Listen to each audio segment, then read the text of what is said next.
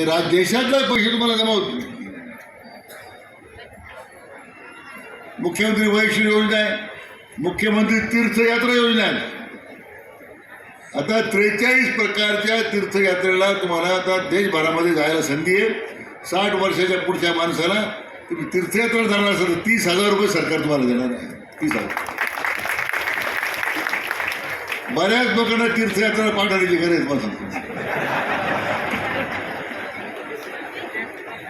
मी आता यादीच तयार करतोय की बाबा जा तीर्थयात्रेला यायचे.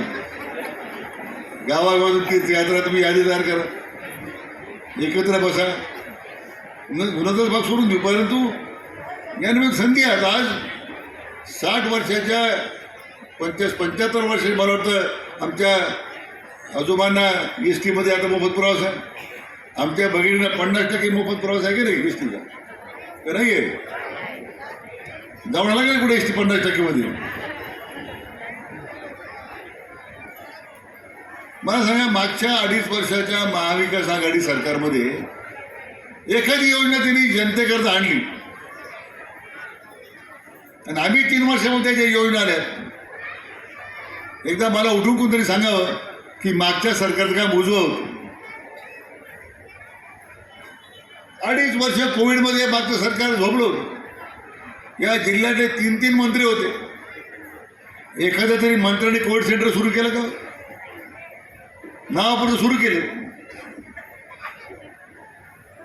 आज माणूस संख्यामध्ये ऍडमिट झाला तर 2-3 लाखाच्या खाली येतच नव्हतं घरी. बरोबर आहे की नाही?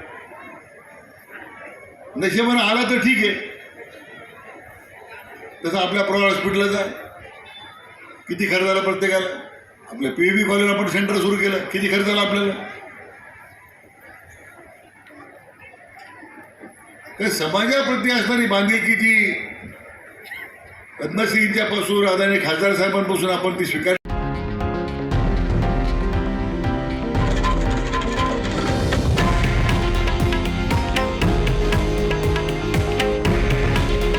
हे आहे देशातील नंबर 1 न्यूज नेटवर्क आणि आपण पाहत आहात TV9 मराठी.